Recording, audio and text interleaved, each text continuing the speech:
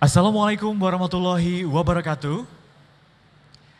Good morning, distinguished guests, presenters, panelists, moderators, ladies and gentlemen. I would like to welcome all of you again in this conference.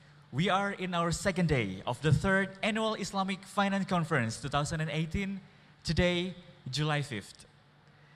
We've been through an insightful discussion on our first day and having a really great time of our dinner arrangement. We hope today you'll find more interesting topics that have lined up with our prominent speakers.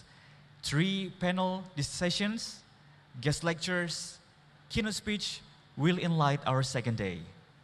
This event is organized by Ministry of Finance in collaboration with Islamic Development Bank, National Islamic Finance Committee, Indonesian Association of Islamic Economies, and supported by World Bank Group and Hasanuddin University.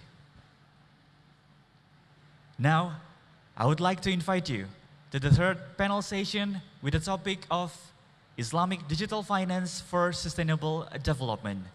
And this session will discuss the role of Islamic finance for sustainable development in digital economy. We would remind all of the participants, during the panel session, we invite all the participants to post comments, polling, and question via Slido and input with hashtag AIFC 2018. Selected online comments or questions will be discussed with the panelists, and participants are also welcome to ask or make comments during the live session.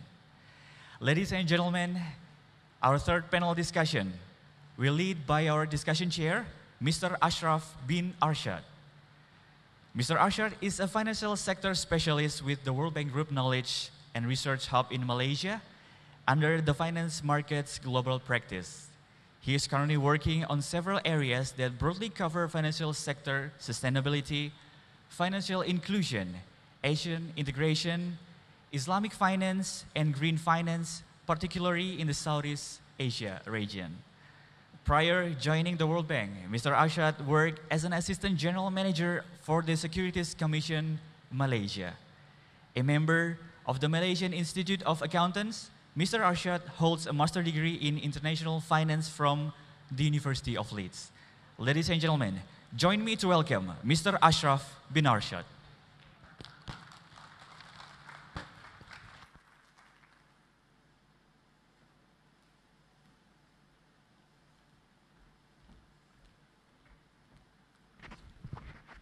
Assalamualaikum. Selamat pagi to all distinguished guests, bapak-bapak, ibu-ibu sekalian. I think my apologies if I can't really speak in a proper bahasa Indonesia because as you can see, I'm from Malaysia, but I do understand bahasa Indonesia. So feel free to communicate in bahasa Indonesia if you feel you liked it. Firstly, I would like to thank the organizer for inviting me to participate in this third annual Islamic Finance Conference.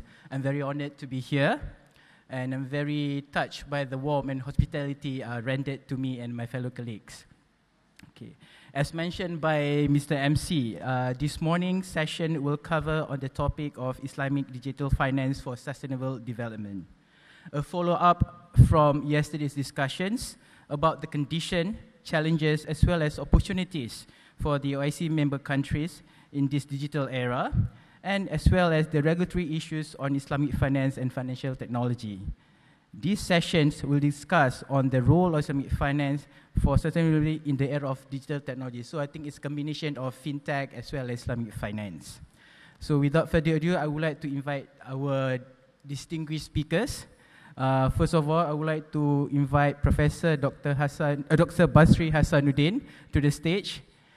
He is a professor in economics, Faculty of Economics and Business, Hasanuddin University.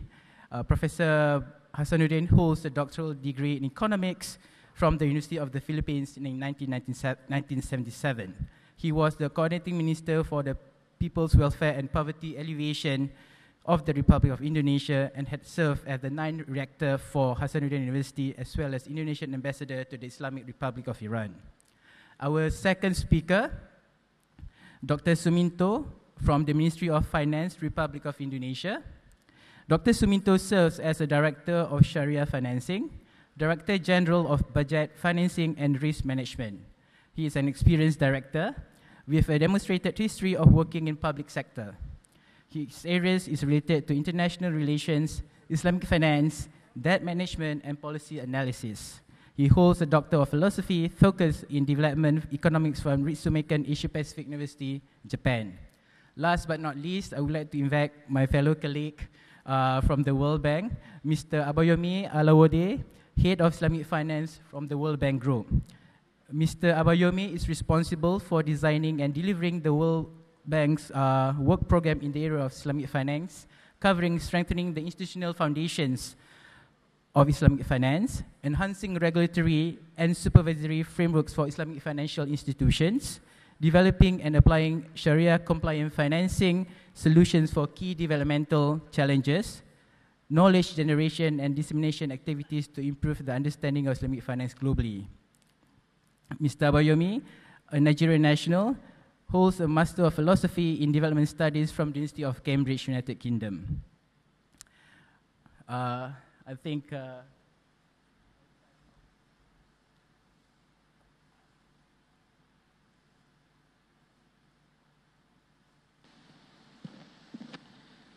so, ladies and gentlemen, as a preamble to our discussion today, I would like to just highlight that in 2015, United Nations 195 member countries adopted the Sustainable Development Goals and committed to the global transition from the fossil fuel industrial era to low carbon, knowledge richer, and green economies. The SDGs consist of 17 goals that cover social and economic development issues that include, among others, education, sustainable cities and communities, as well as action on climate change that indirectly involves global financial system. This change depends in part on a reset on the global financial system to ensure that private capital is redeveloped to finance the transition to an inclusive green economy. It requires reforming incumbent finance and democratizing such services to drive this global transition toward accessible green technologies, jobs, and infrastructure. I would like to quote this quote from the Governor of Central Bank of Kenya, Mr. Patrick Nyoronge. Innovations in fintech offer the greatest hope for aligning the world financial systems with the urgent twin objectives of sustainable development and deepening financial inclusion. By reducing costs and boosting efficiency, fintech mobilizes green finance, enables poorer people to access clean energy through innovative payment systems, and facilitate free savings for rich and poor alike. That's what is being reported in the FinTech and Sustainable Development Report by United Nations Environment Programme, UNEP, in 2016. So I think we have three distinguished speakers that talk about Green Campus and then Green Sukuk, as well as how the World Bank can actually support all this agenda. So without further ado, I would like to invite Professor Basri to give his first presentation. Please give him a round of applause.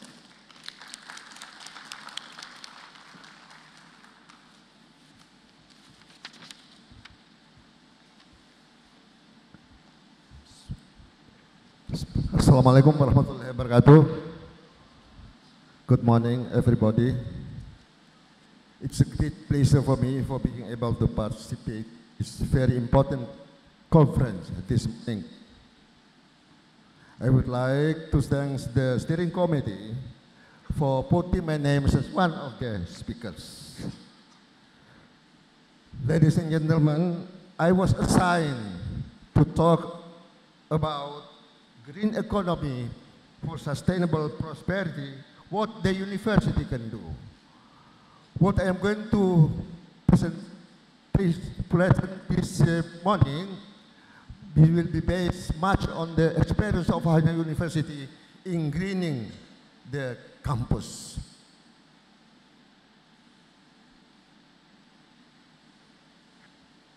Please show me this picture.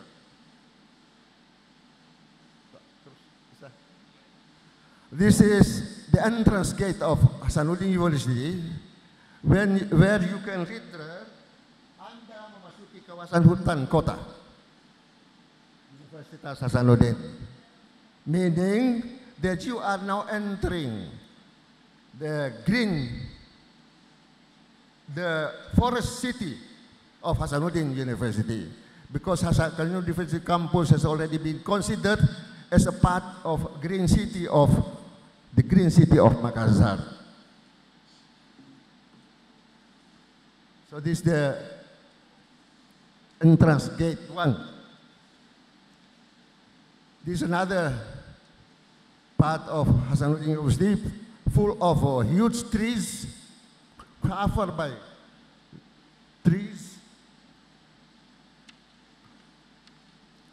So, as far as the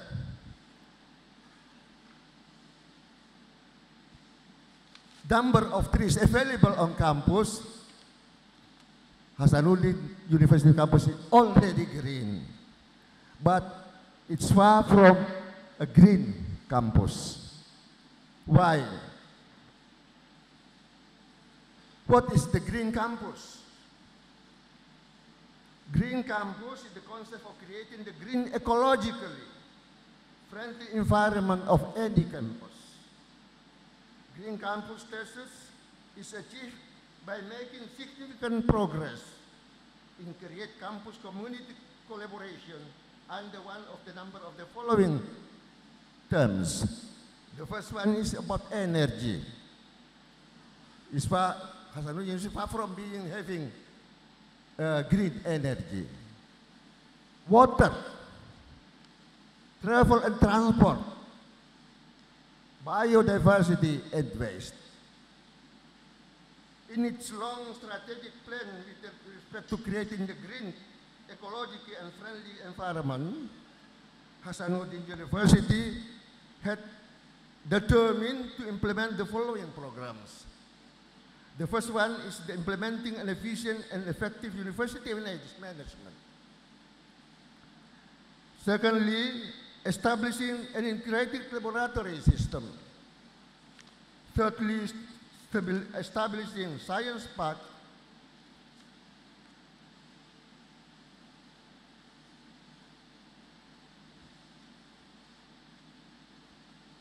And the fourth one is increasing the quality of university environment by creating green campus.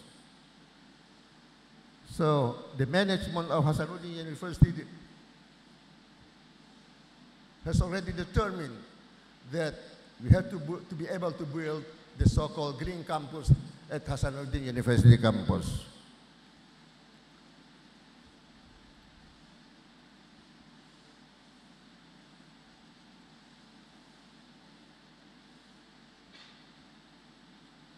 Hasanuddin University has been using sustainability principles of UE, University of Indonesia Green Metric World University Rankings, in measuring its sustainability performance. There are 6 pillars in ranking the system of green matters. They are the location and campus infrastructure. So, in order to be able to be called green university, there must be an evaluation on the location and on campus infrastructure. The second one is energy and climate change, waste management, water management, campus transport system, the sustainability content in the educational system. Those are the pillars, the 6 pillars of a green campus. In 2016, Hasanuddin University ranked the 19th at the national level and ranked at 487th at the world level, according to the green standard,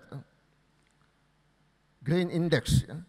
In 2017, it ranked the 27th at the national level and ranked the 487th at the international level. The rank of Hasanuddin University was dropped in 2007 because the number of university participates in this green economic ranking system increased to more than 200 universities.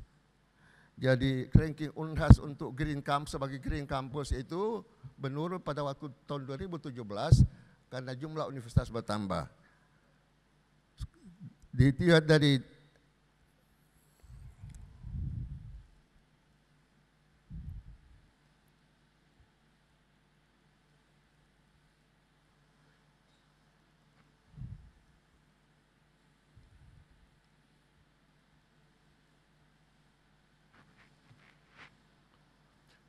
out of 150 hectares of the campus area, there are 49 hectares of campus forest, considered as campus forest, and 14 hectares of other vegetations, grass, flowers, etc.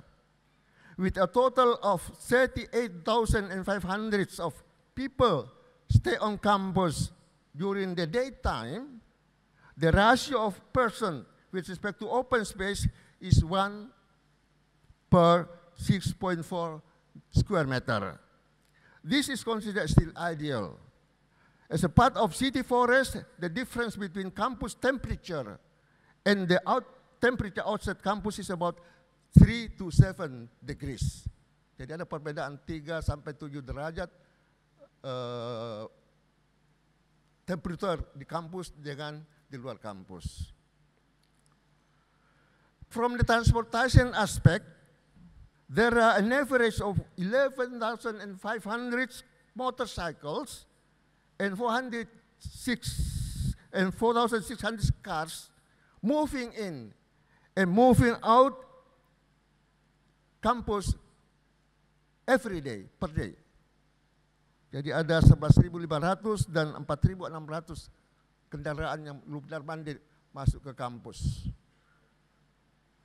Meanwhile, the consumption of electricity is approximately 340,000 kilowatt per hour per year.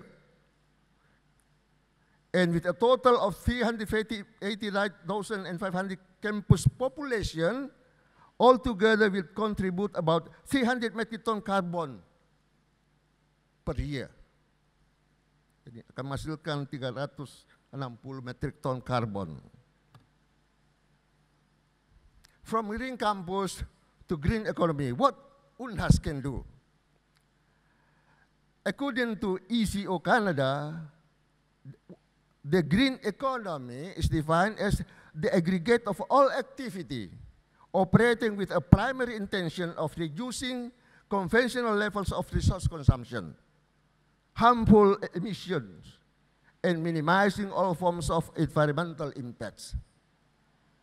The green economy includes all the inputs, the activities, outputs, and outcomes as they relate to the production of green products and green services. The 2011 UNEP Green Economy Report argues that to be green, an economy must not only be efficient, but also fair. Fairness implies recognize the global and country level of equity dimension, particularly in assuring a just transition as an economy that low carbon, resource efficient, and socially inclusive. That's the meaning of green economy. Global Green Economic Index have been used to measure the green economy performance of a country. It measures how well each country performs on 4 dimensions: leadership and climate change, efficiency sectors, market and investment, and the environment.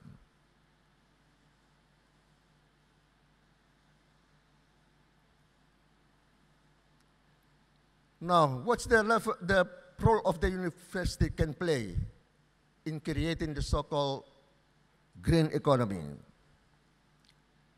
Tertiary level institutions having a pivotal role to play, especially with respect to activities in the area of teachings, research, knowledge transfer, and community education and engagement, as well as serving as an example of sustainability.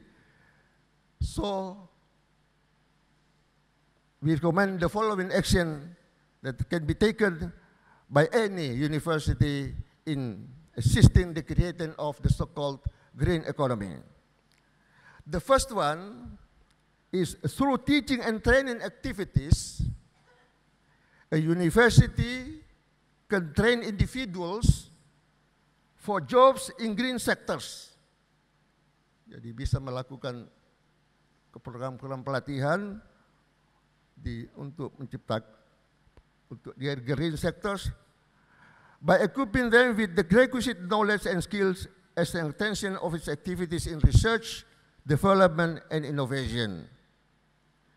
University can also play a part through knowledge transfer with entities and sectors such as science, trade unions, and government and non-government organizations. Has the university not developing a prototype of cars using solar energy? Research, development, innovation with respect to development and growth of green and low carbon technologies and industries underlie green economy. So, low carbon technologies and industries underlie a green economy. In this respect, innovative thinking of the universities with respect to such sectors such as energy, waste, water, transportations, housing, agriculture, forestry, and fisheries, in areas such as green design, architecture, and product development, for instance, will be significant in the transition to a green economy. So, the management of the university might have to work hard in incorporating the green economy concept to the curriculum of the university.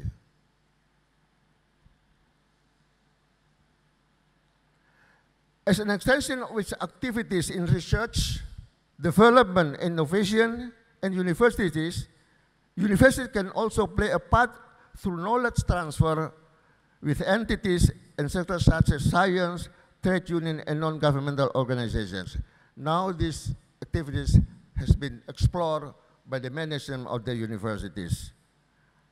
Finally, by serving as an exemplars of sustainability principles and by initiating green projects on campus, say green technologies, green design, and services and products, this will offer the student on-site opportunities for research and development, innovation, and skills development. So that's all what I can present today. Thanks for your kind attention. Assalamualaikum warahmatullahi wabarakatuh.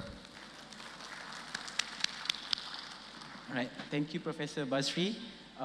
Before I will invite the second speaker, I would like to inform this to the fellow, to all of you that there's a poll being done through the Slido, and hopefully you can actually participate in this Slido poll, so you can see the result and we'll discuss later. Maybe you can show on the questions poll, then you can see what is the current, the questions are. Is it possible to show the poll's question?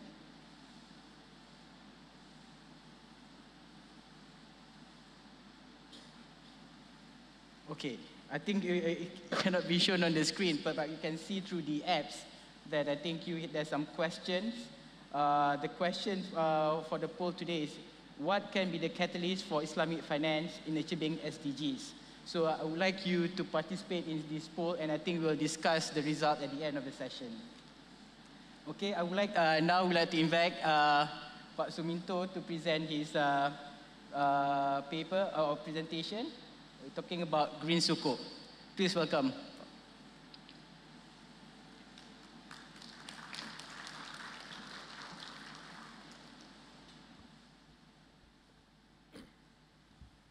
Bismillahirrahmanirrahim. Assalamualaikum warahmatullahi wabarakatuh. Selamat pagi, salam sejahtera untuk kita semuanya. Thank you Pak Asraf. Distinguished ladies and gentlemen, Bapak Ibu sekalian, allow me in this very short time to share with you the experience of the government of Indonesia in developing a financial instrument in financing climate initiative. As may all of you are aware that last March, the Indonesian government issued the Green Sukuk, in which it is considered as the first Green Sukuk issued by the sovereign in the world.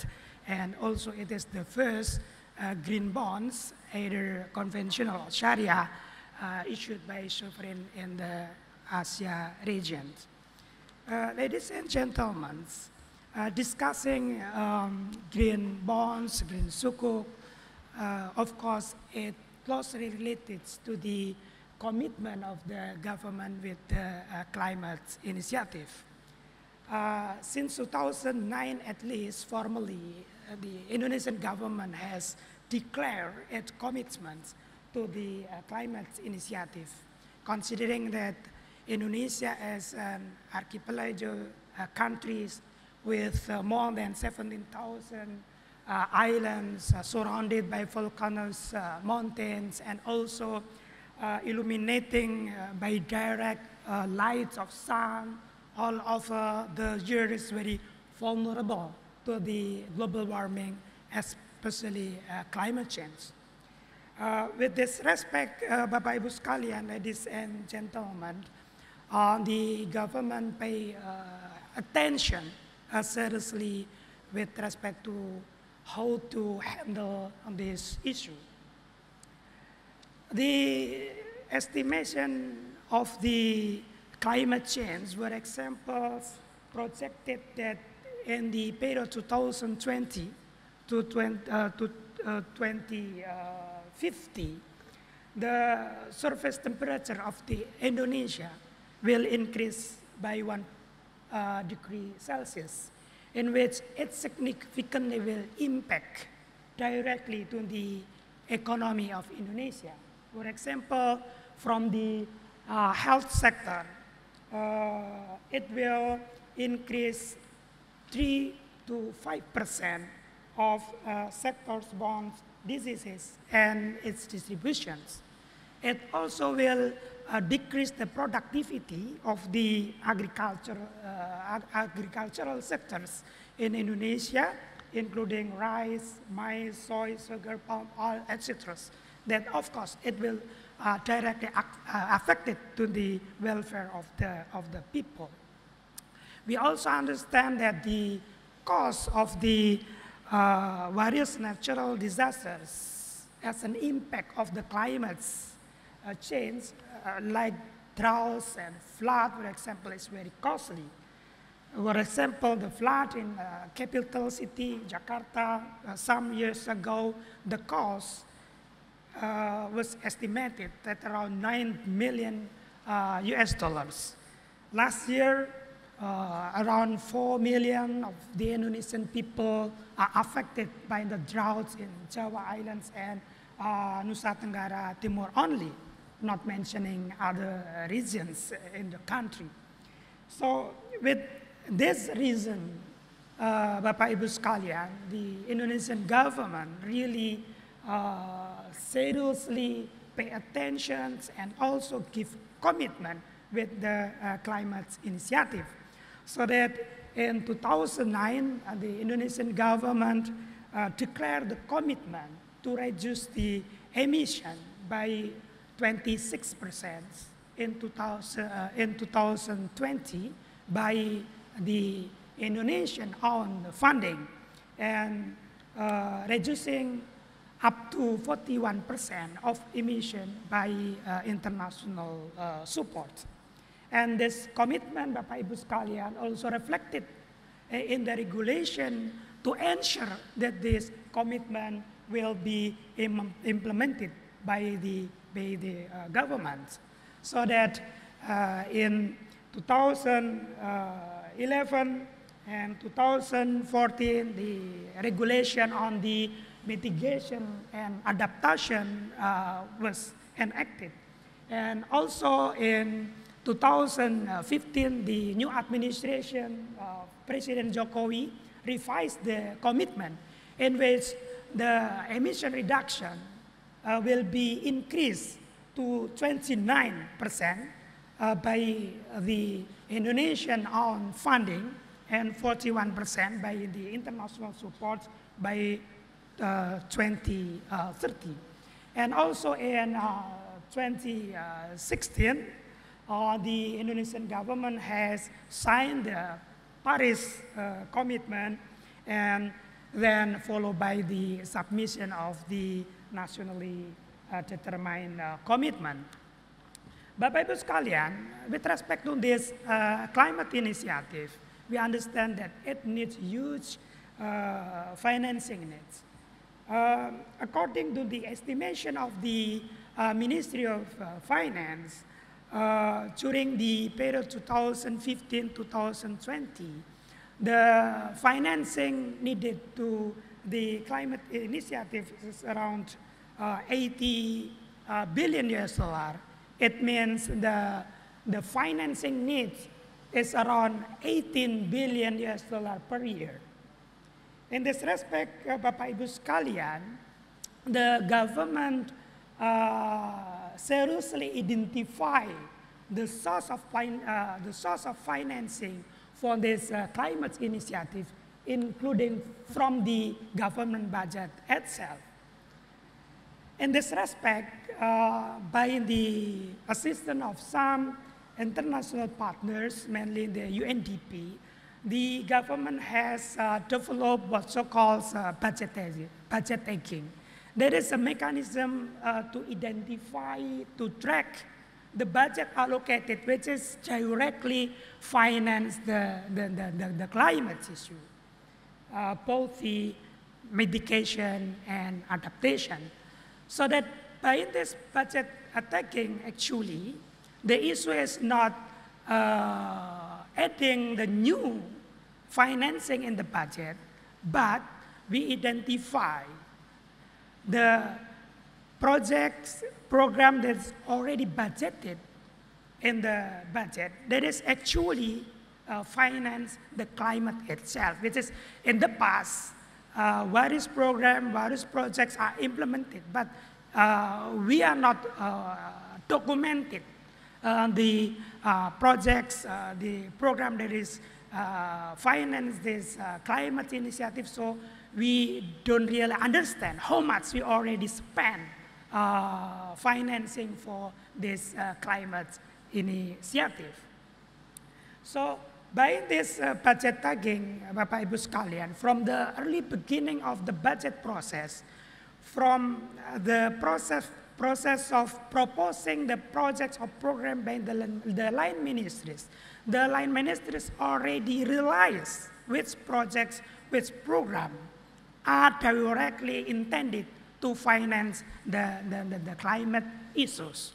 So in this respect, Bapak Ibu sekalian, the line ministries like public works or environment or transportation or energy, they develop not only the standard, the criteria, but also the tools to measure the impact of the projects, program implemented by these line ministries to the climate issue.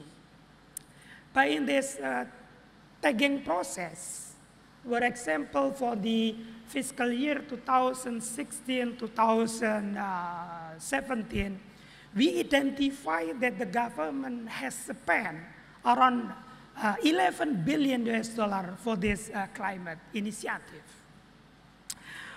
Bapak Ibu sekalian, with this budget taking, which is maybe it is just a simple scheme or mechanism, but it is very powerful, not only for identifying the project, the program that related to the climate initiative, but also to sharing understanding and sharing commitment to all the government related institutions and other related stakeholders with respect to this initiative. For example, by this budget taking process, all related parties within the government, either it is Ministry of Finance, Bappenas, Ministry of Coordinating Economic Affairs, Ministry of Environment, as well as the line ministries, Ministry of Home Affairs, PEMDA, sit together in developing the framework, the standard, the criteria, the tools, the mechanism to measure the impact. So that's what, again, all of the parties related with the issue are sharing understanding, sharing commitment with the initiative. So discussing about $11 billion spent by the government within 2 fiscal years, for example, I has mentioned before, 2016, 2015. Of course, then we discuss about the source of that financing. How we finance this. Because this finance even increase significantly from year to year, from time to time, to meet our commitment. In this respect, Bapak Ibu sekalian, we discuss about the source of financing for this climate initiative. Discussing about the source of financing for our budget, of course, we have the domestic revenues from the either tax or non-tax, but on top of that, due to the limitation of our taxation capacity, our budget still deficit, or that financing from the market is very important in meeting the need of budget financing. In this respect, the Indonesian government is mainly rely on to the market instrument by issuing government bonds and government sukuk. In line with this scheme of budget financing, we see the importance of government bonds as well as the government sukuk in meeting this financing need for the climate initiative.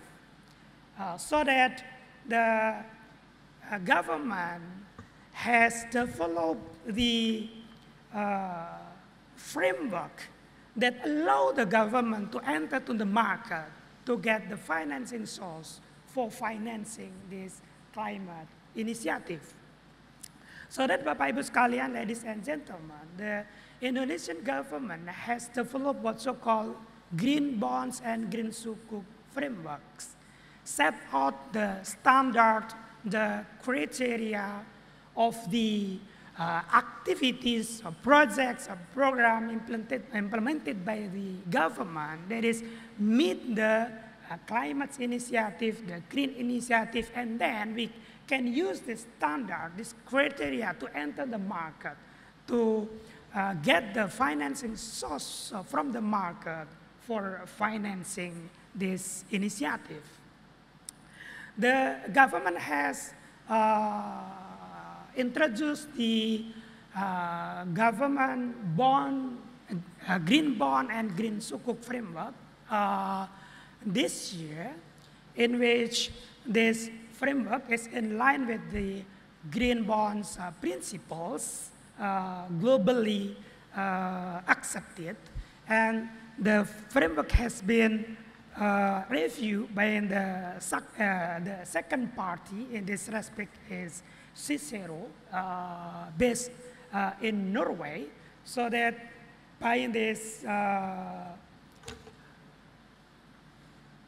approval or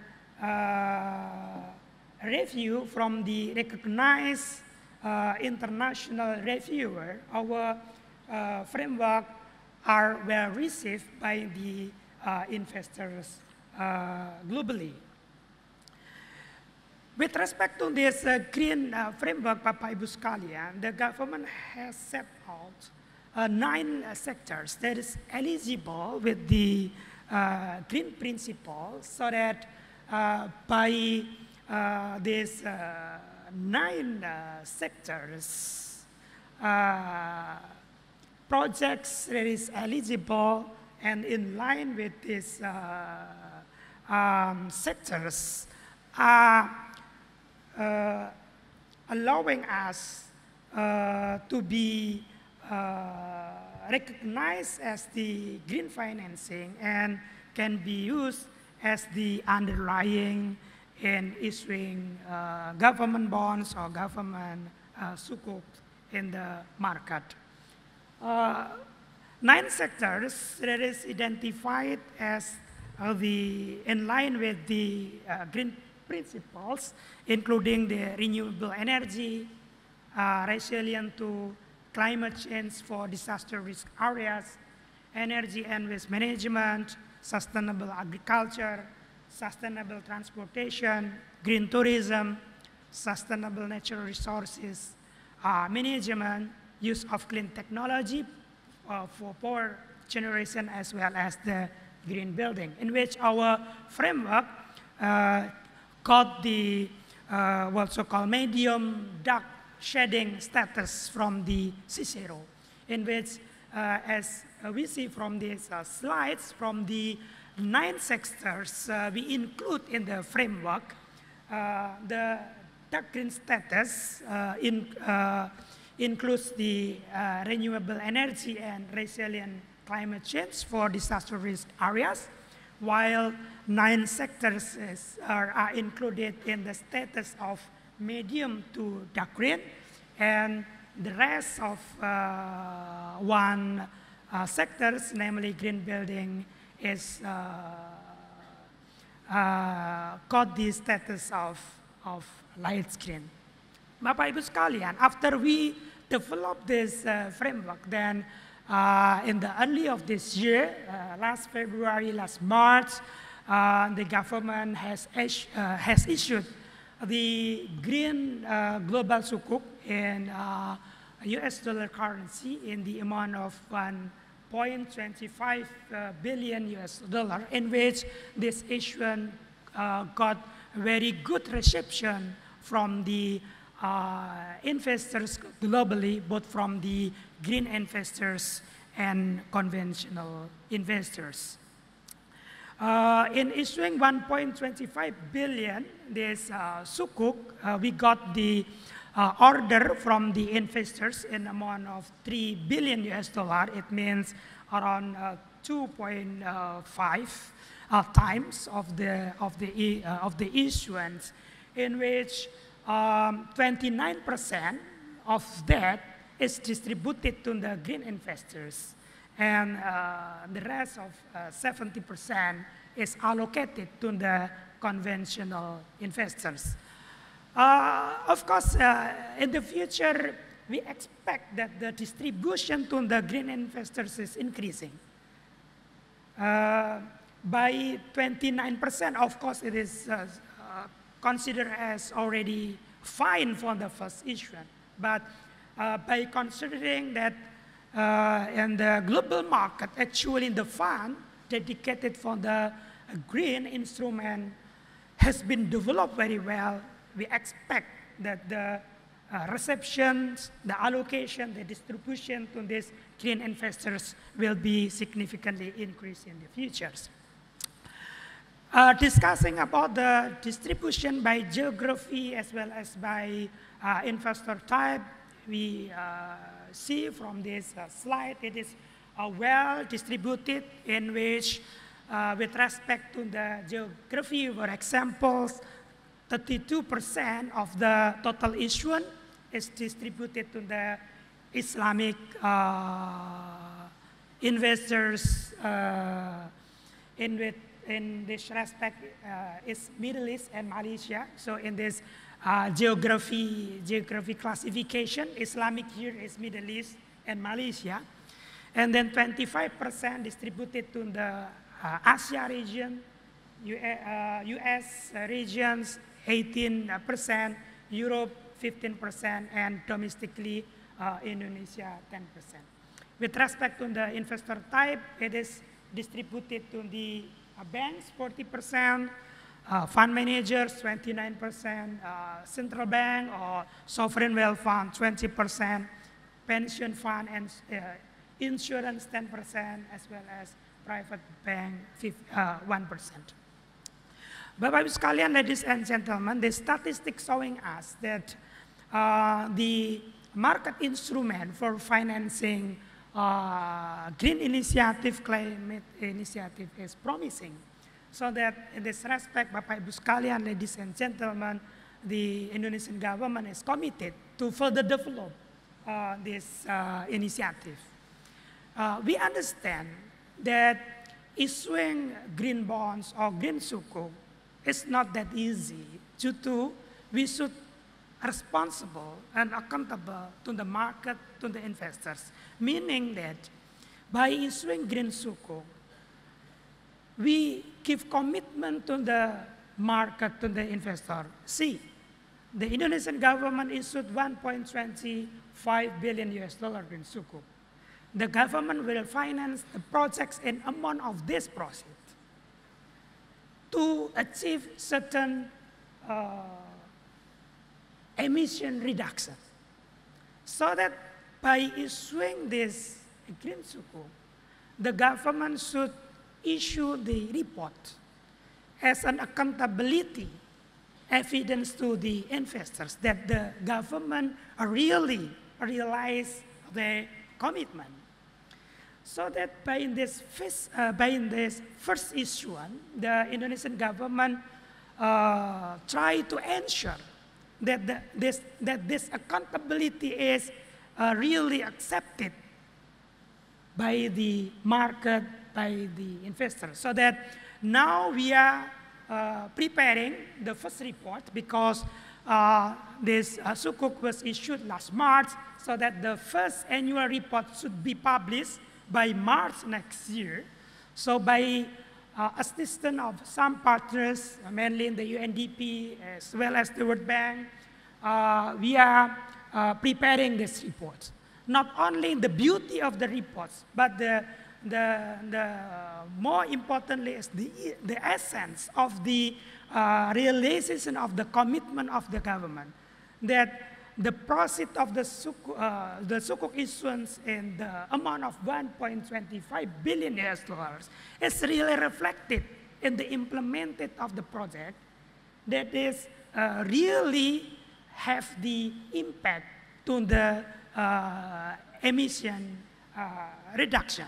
So that now we are together with the related ministries, mainly in this stage is the line ministries implementing the projects like the Ministry of Transportation, Public Work, Energy, to implement the projects properly so that the projects really implemented as the planned, the budget allocated, well disbursed, and at the end, the projects really have the direct impact in the emission reduction. By this, we can ensure the investors, the market, that the government really committed in the financing the climate initiative. So the essence is not only to getting the money from the market, but on top of that, the more importantly is showing the commitment and realizing the commitment of the Indonesian government with the climate initiative. Bapak Ibu sekalian, ladies and gentlemen, I guess that is the message, the issues I want to share with you, and welcome with the discussion after the last presenters. Thank you. Assalamualaikum warahmatullahi wabarakatuh. Thank you, Dr. Suminto. I would like now to invite Mr. Abayomi to present his topic on connecting Islamic finance to the real sector within digital era. Please welcome Abayomi.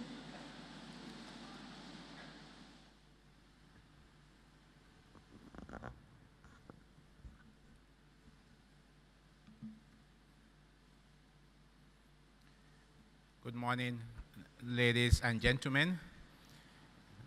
This is my first time in Indonesia, and I've been told that because I have this cap on, I can call myself a Dain. So I'm Dain Abayomi Alawode today.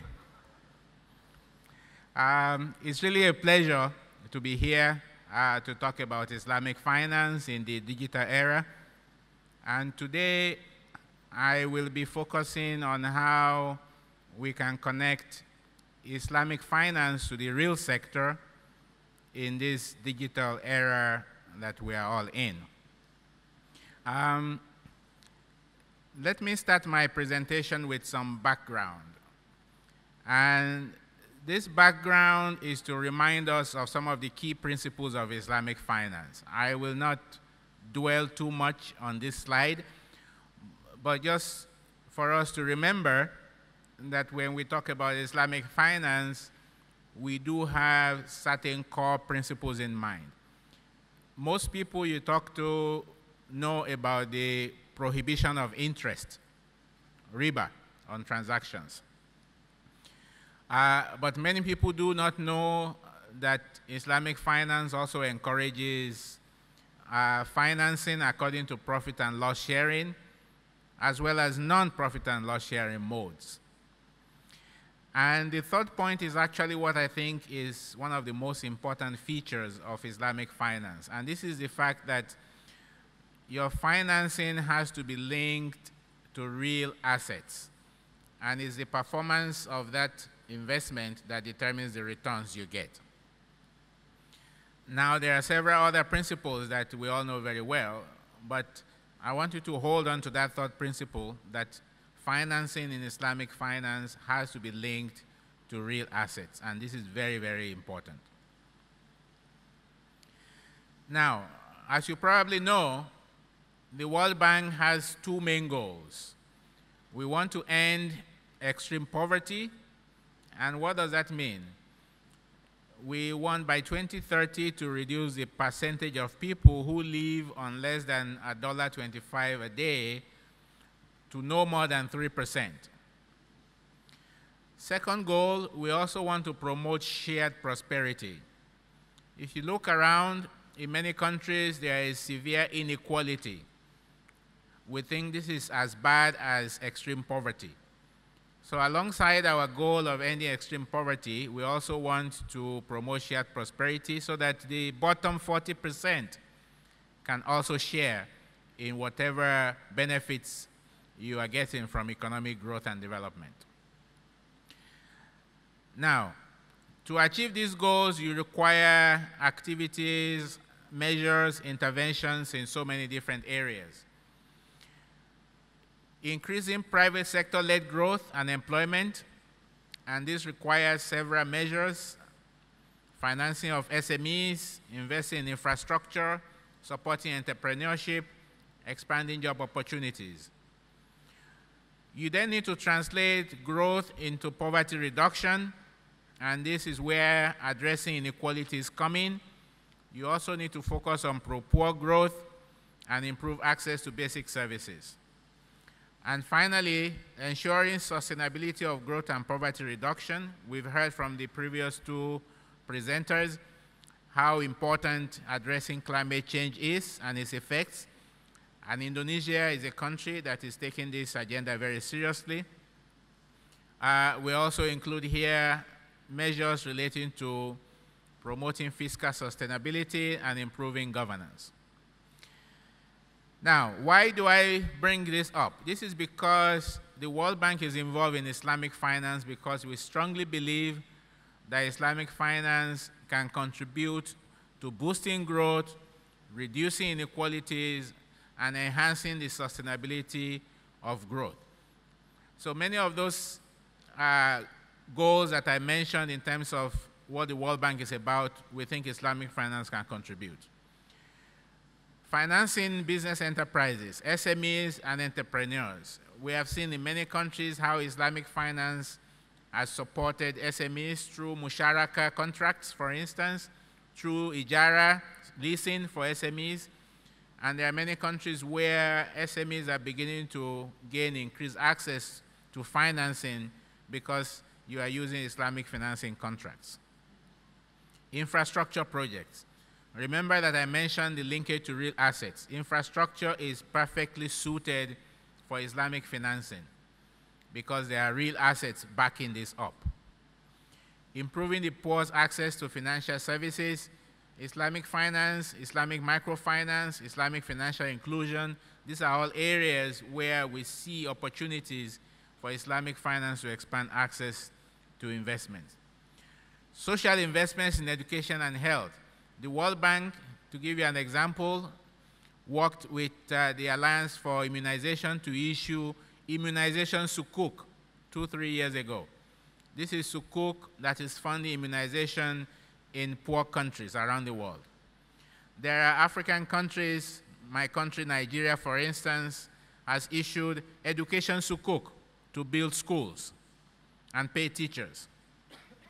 And finally, we talked about green investments to address climate change. This is an area where you've heard about green sukuk, the sovereign green sukuk issued in Indonesia, as well as a private green sukuk issued in Malaysia.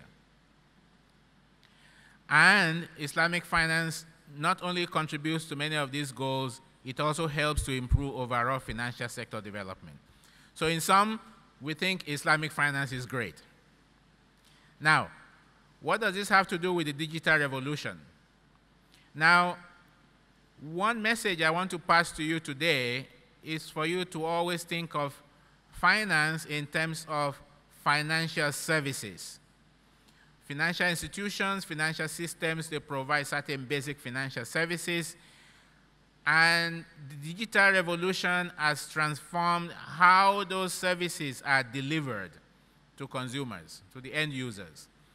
Now, yesterday we heard a lot about fintech and fintech companies. I have a personal view that in a few years we will not be talking about fintech companies because all financial institutions will actually be fintech companies.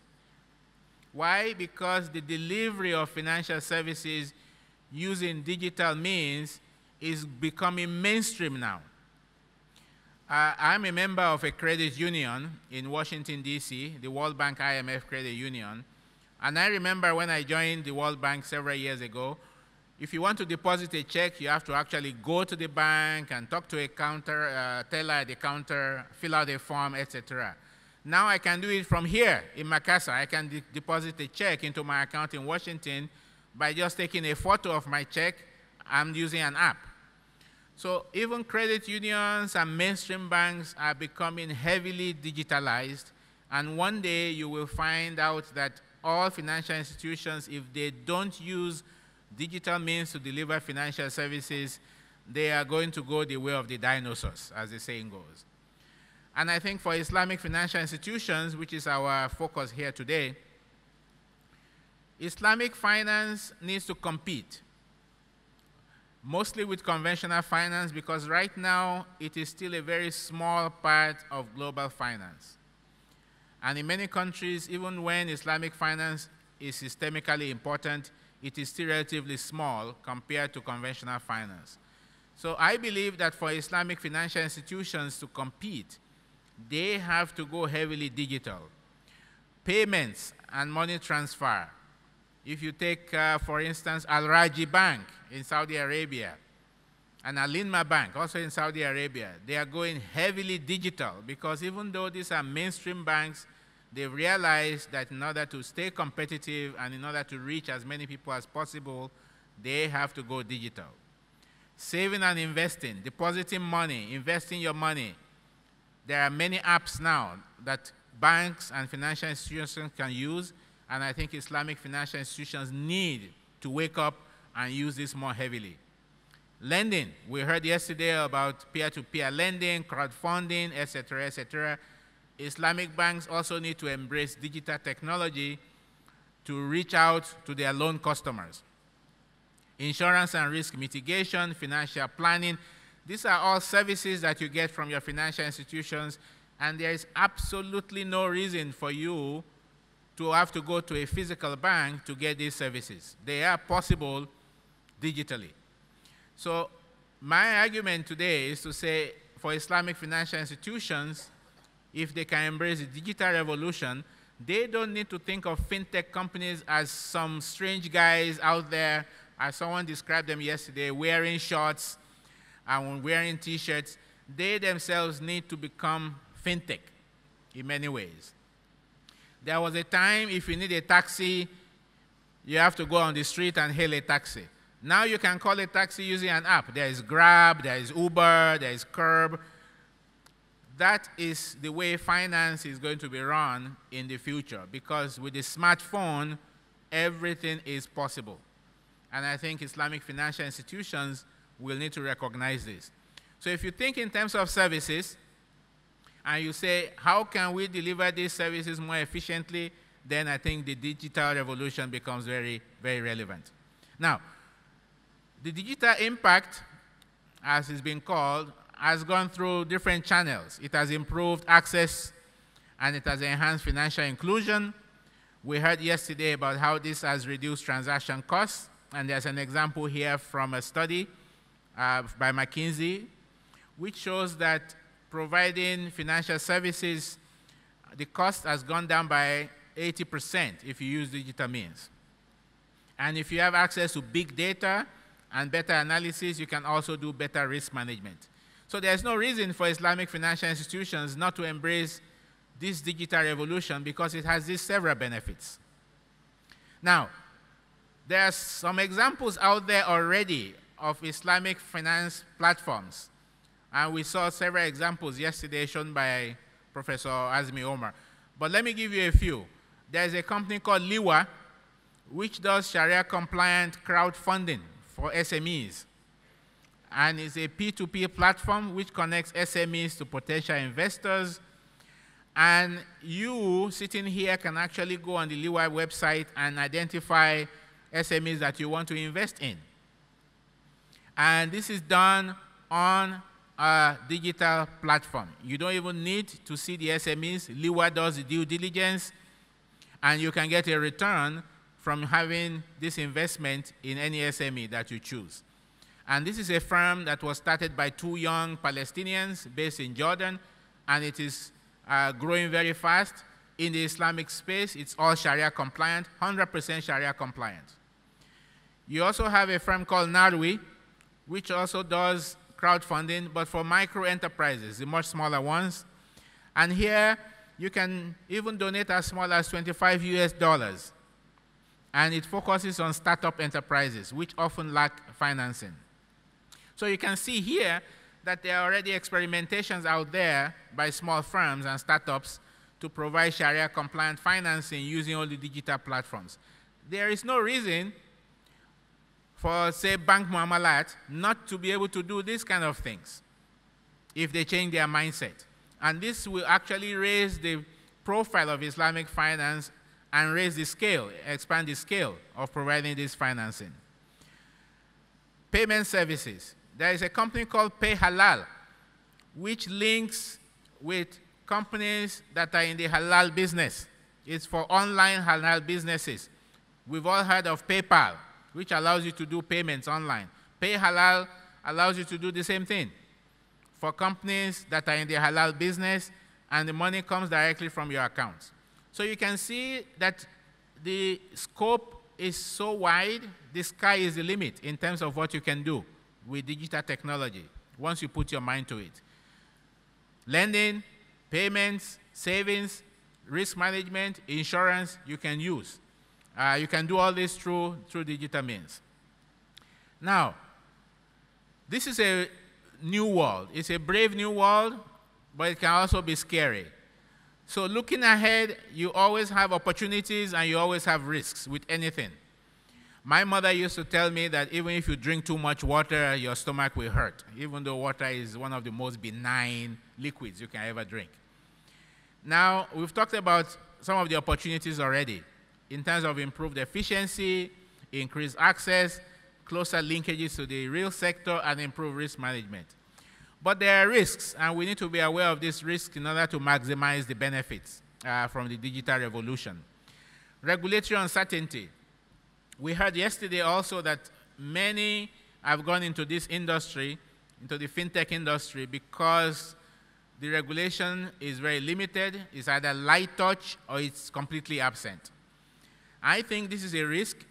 As we also heard yesterday, there are unscrupulous people out there, and if they damage the credibility of online provision of services, this may actually take us back several years. So we do need to address the regulatory uncertainty that prevails in many countries. And here, the idea of the sandbox, the regulatory sandbox that was explained to us yesterday is very relevant because it allows you to try out these ideas before you actually go out into the marketplace.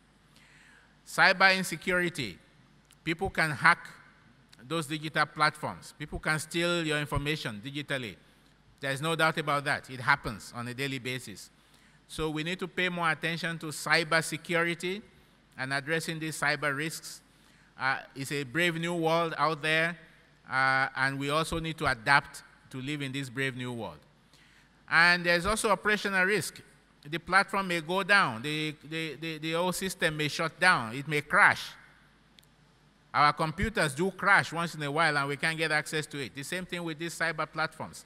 They are hosted somewhere. So there are different kinds of risks that are associated with this that we need to be aware of. And because this is a new area, and particularly for Islamic finance, a lot of consumers out there still do not understand fully the Sharia-compliant products, what they are, how they can use them. So we have two sides of the coin here. One side is consumer protection, where regulators need to pay more attention to making sure that consumers are not exploited by financial institutions. And believe me, the fact that the institution is Sharia compliant doesn't mean that they do not try to exploit consumers. I've seen it happen. So do not assume that because an institution is Sharia compliant, then it will treat all customers fairly. That is not true. Secondly, we need to pay attention to financial literacy. That is an area that is not receiving enough attention in terms of explaining Sharia-compliant products, how Islamic finance works. If you take a country like Saudi Arabia, where it's a majority Muslim country, everybody understands Islam, everybody you think understands Islamic finance, that is not true. In many Muslim countries I've visited, I've seen that in the general populace, the understanding of Islamic finance is still very limited. So if we are going to embrace the digital revolution and link Islamic finance to the real sector, we also need to educate the people. And finally, even though we don't like to talk about this, money laundering, knowing your customer is still very important. There are bad people out there who also want to use Islamic financial institutions as vehicles to launder their ill-gotten money. And credibility is very important. Once the reputation goes down the drain, it's hard to get back. So financial institutions and regulators also need to pay attention to knowing who the customers, digital customers are, who are using these accounts, who is moving money from here to there. Very, very important. Because in our industry of Islamic finance, it's growing. It's relatively young compared to conventional finance in the modern sense. And our reputation is one of the things that we have to keep us distinct and separate from conventional finance. So at the end of the day, we need to make sure that Islamic financial institutions are not abused through these digital platforms. Thank you very much. That's all I have to share this morning, and I look forward to the discussion.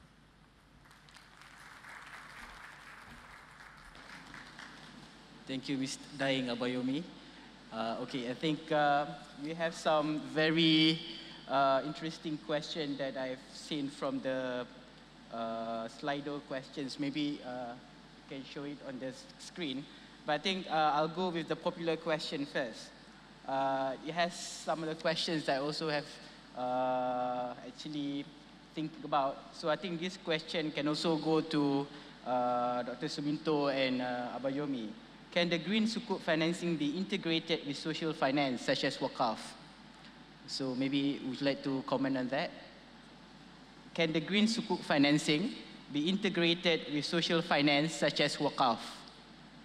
All right, who wants to go first? Maybe Pak Suminto.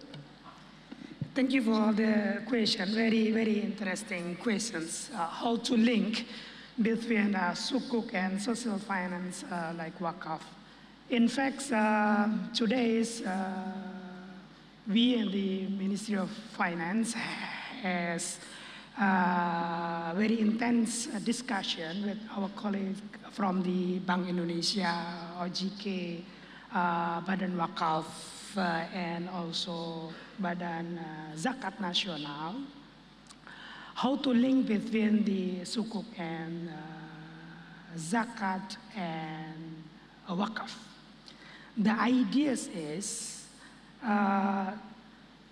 we can consider some initiative to link this one. The first possibility of initiative that we can exercise is how to make the wakaf asset, especially properties, land, more productive. We know that today's wakaf asset properties, mainly land, maybe just for the madrasah or maybe small musola, maybe pemakaman, begitu ya. So that it is not really productive, so that can provide value added to the people. So that the idea is whether it is possible for us to issue sukuk by use this wakaf asset as an underlying, and then to further develop this asset to be more productive.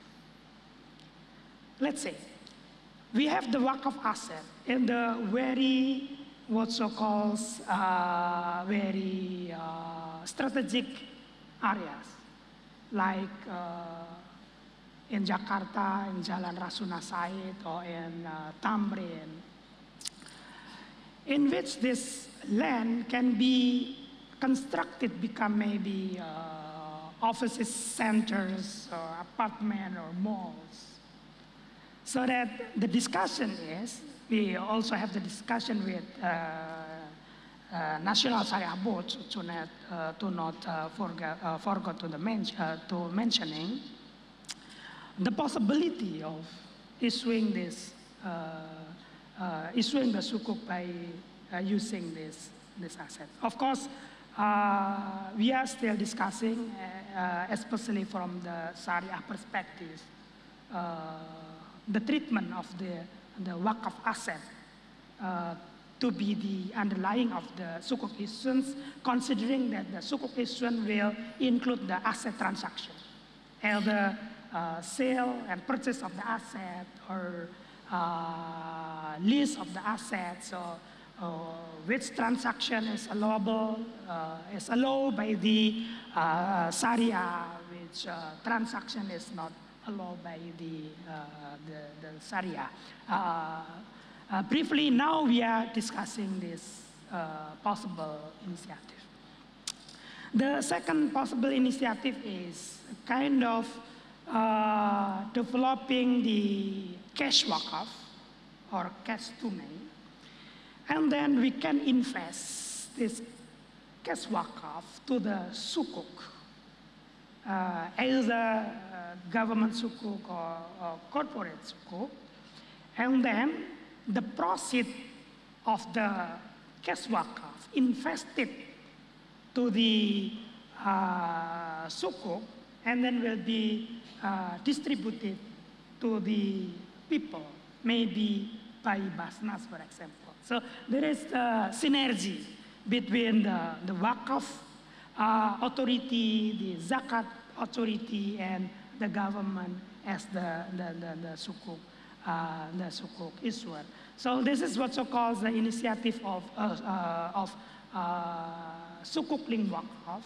Hopefully, in the near future, the related stakeholders can conclude the possible initiative that really can be exercised in the practice. Anything to add, Yumi? Okay. I think the next publication based on the poll that I have here, I think this is to Yumi. How Islamic finance can attract global non-Muslim investors to invest in Islamic instruments? That's actually a very easy question to answer because that is already happening. When you look at the issuance of sukuk globally, you may be surprised to hear that most of the investors are actually conventional banks who are not involved in any Sharia compliant operations at all. So there's a lot of interest already from the conventional side in sukuk. Why? Because it provides them with the opportunity to diversify the assets that they invest in. It allows them to spread the risk of their portfolio as well. And in addition, in many cases, you have the opportunity to earn higher returns. So these Islamic financing instruments are very, very attractive, especially sukuk, to conventional financial institutions. In addition, we've seen cases where conventional financial institutions have co-invested with Islamic financial institutions in like PPP arrangements for infrastructure, for project finance. So this is already happening to a large degree because there's a lot of interest now in Islamic financing instruments, both from the conventional financial institutions as well as from sovereigns who are not majority Muslim. For instance, a few years ago, the UK government issued a sukuk, Hong Kong has issued a sukuk, South Africa has issued a sukuk, so you are beginning to see this interest. How do we sustain this interest though? I think we need to show results in terms of how this money is linked to actual developmental projects. And I think this is an area where Indonesia's efforts in the Green Sukuk area have sent a message that you can have a sovereign fighting climate change using Islamic financial instruments. In Malaysia, of course, we did it with the private sector. Now Indonesia has shown this with the public sector, so I think there'll be more interest in issuing Green Sukuk from the sovereign point of view. So this is already happening, and I think it will continue to happen as long as Islamic financing instruments provide an alternative form of asset for these institutions. Thank you, Yomi. There's one question, I think several questions targeting focus to Professor Basri, but I'll just summarize in one question. I think I have the same thinking as well. So, tertiary education should prepare graduates for the needs of green economy.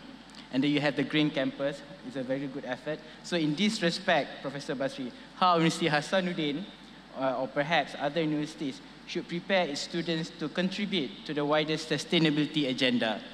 We need to work with the community, the industry, in terms of curriculum, as well as national policy making. How does this, in terms of green economy, come into play? I think it would be nice to hear from the academic perspective. Please. So, being the former rector of Hasanuddin University a long time ago, I was director of Hasanuddin University from 1989 to 1997, 10 years, almost eight years being director of one. And I have tried my best to communicate to the students, to the community about the concept of green economy. We have tried to incorporate the concept of green economy to our curriculum for two selected study programs: agriculture, animal husbandry, forestry. They are all know about what is green economy is. We have also developed cooperation with industry sectors to try to produce prototype commodities, green commodities, such as green car. Yeah? We have a cooperation with Kala Group to produce a car using solar energy and many other activities that have already done by the university to socialize or to make green community, green economy to be implemented in the society. So, but for the time being, the university must do a lot, must do a lot about energy, water, waste management, etc. This must be done because, and we can use our students to get involved in this area. In terms of strategic national policy level, how do you actually see the role of universities in terms of advising the government and other stakeholders in terms of promoting this green economy? So we have to have a close cooperation also with the Ministry of Education with respect to this, because in developing our research and development program on green economic products, we need quite a lot of funds by the central government to allocate to the respective university to develop the green economy program. So we have to fight at the central government level to enable us to obtain substantial funds for developing this green economy model. All right. So I guess Pak Minto, with the green sukuk proceeds, I think this is one of the areas that you can actually channel the proceeds to the academy in terms of promoting global, green economy. I think we're talking about funding, which is still lacking. So I think this is where one of the areas I think the government should look into promoting green economy. Okay, coming back to these several questions, some popular questions that I can picked up. Many countries, this is specific to Pak Minto, many countries have been enjoying benefit of insurance to protect budget from being eroded by disasters. Why does Indonesia consider this in the first place? Thank you. With respect to the issue, the government now is in discussing the possibility for the government in implementing the disaster insurance, for example, as well as, for example, issuing cat bonds and dealing with the disaster issues. So I believe that we share understanding with this, with respect to the benefit of the insurance for the disaster issue, but frankly speaking, still some issues are discussed in the government in implementing this initiative. Okay, another question which is of interest. How can we buy green retail sukuk as fintech product using digital device? Are there any government support or experience to share from the speakers? I think questions from Amirul here. How do we use fintech product in terms of green retail sukuk? How to buy, basically. These are the questions I'm trying to. how we can buy green retail sukuk as fintech product using digital device? And then is there any government support or any of the speakers can share their experience? Actually, the government has developed what's so called sukuk retail, SBN retail online. It is government bonds retail online. It is the denomination is smaller, and the book building is through the online system, in which you all can buy the government bond retail through the platform available by the fintechs companies, banks, as well as the what so called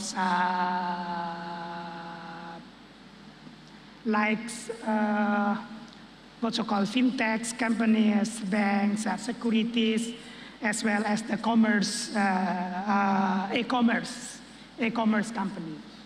In this respect, just last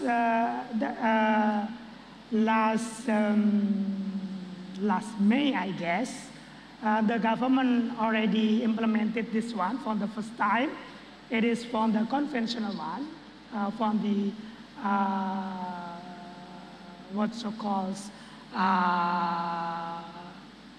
government bond retail, and hopefully in very soon we can use this scheme from the sukuk retail one. And this respect is the what so called saving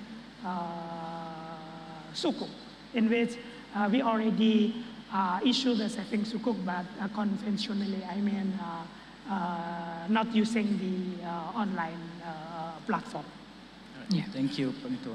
Again, in relation to that, I think this is to Yomi. I think this one particular question, I think in relation to your presentation, pay with pay halal. I think the question is it looks like more like a marketing gimmick. So how do you ensure that the process, insofar as pay halal is concerned, compliant with Sharia principles? Well, I mean, I don't work for pay halal, so. But I think we can share your view in terms of how do you see this? The way I see it, I cited that example to show that you can use digital technology to offer payment services in support of businesses which are in the real sector. Remember that our focus is on how you can connect Islamic finance into the real sector. So for me, I see it as an opportunity to actually facilitate e-commerce for the halal industry. And in many cases now, you are having stronger linkages between Islamic financial institutions and the halal industry. And halal businesses, they require payment services.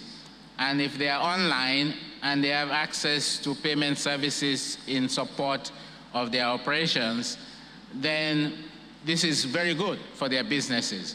Now, you cannot really verify whether the halal business is completely halal. I'm not a Sharia scholar, so I cannot testify to that. But if a business is halal, I'm assuming that they've gotten some certification, some stamp of approval. And the point I was trying to make is simply that if you have the opportunity to support their business using an online platform that is supporting only Sharia-compliant halal businesses, then that's a beautiful thing to have. But I wouldn't go as far as to start investigating whether these are truly halal or whether paying online is Sharia compliant. We'll have to get some Sharia scholars to pronounce on that. Sorry. All right. Thank you. I think we ran out of time, but I think one last question. Perhaps I think we can actually wrap up our discussion. I would like to take your views, the last view, in terms of how Islamic finance can sustain in terms of supporting the SDGs. Your take from your respective views, from academia, from the World Bank as a development bank, from the government. So your last comment in terms of how does this actually, Islamic finance can support the SDGs in the digital era, Professor Basri.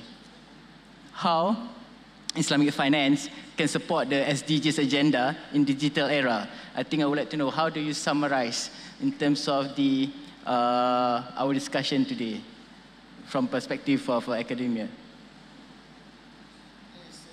The digital era is very important for us because everything now is digitalized. Yeah, we could search source of knowledge from everywhere using the digital system. So, with the financial sector, the Islamic financial sector could support the university in developing or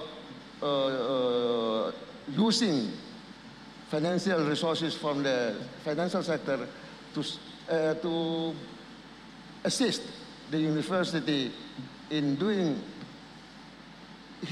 their best in making use of this technology for the development of science and research at the university level. So there's close collaboration between universities and the government. Yes, there must be a collaboration between the university and the Islamic financial sector. All right, thank you, Professor Basri. Abayomi, your thoughts, final thoughts? I think, again, I would like to reiterate my earlier point that we need to think of the digital revolution and financial institutions in terms of the services that they are providing. How can digital technology help them to provide these services more efficiently or to expand these services?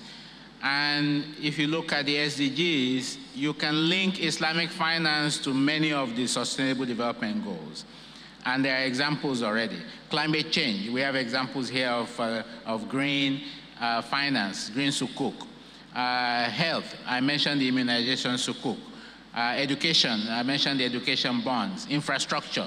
So there are so many different sustainable development goals where you've seen demonstration of Islamic finance contributing.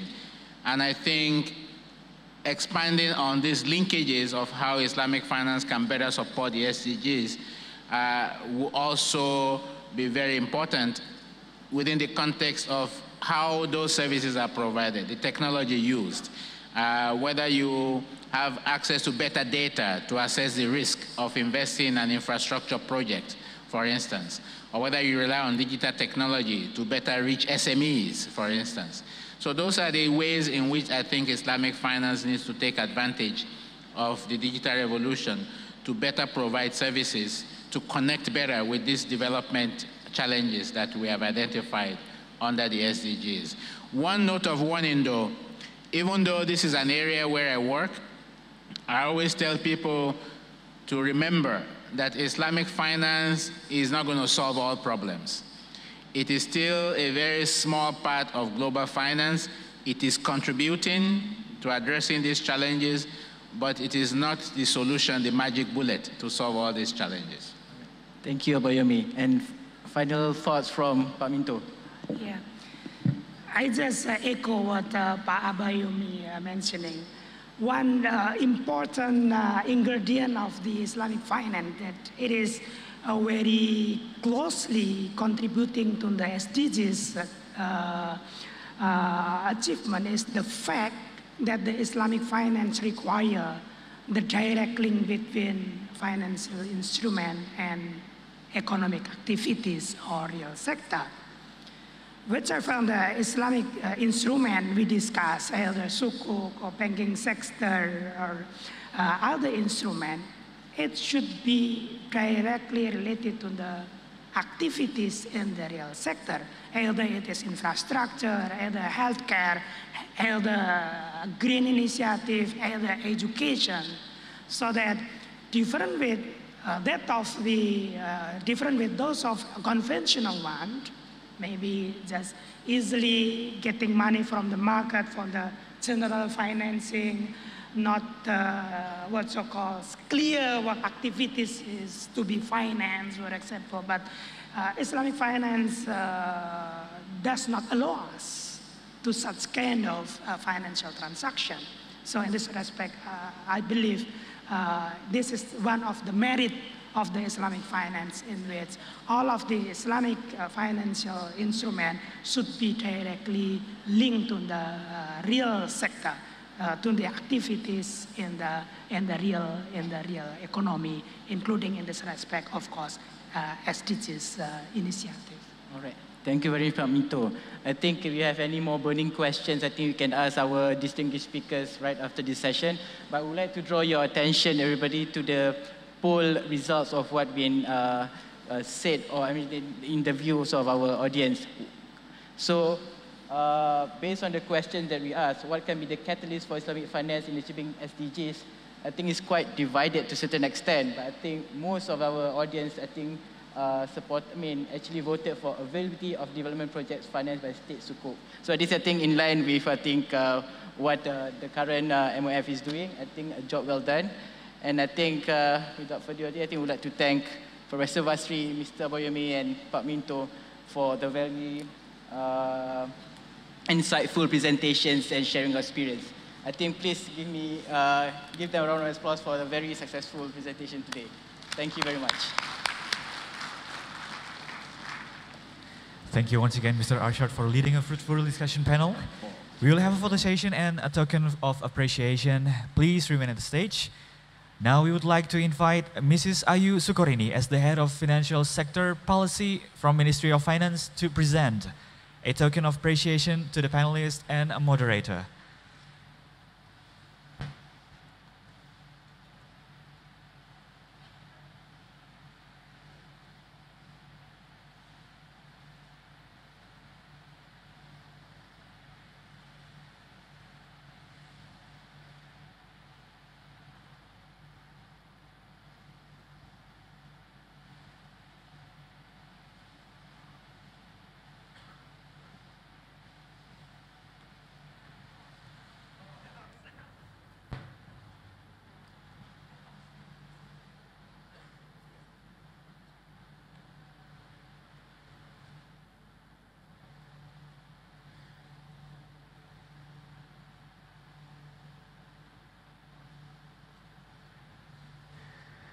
Thank you, Mrs. Ayu Sukorini, panelists, and all the moderators.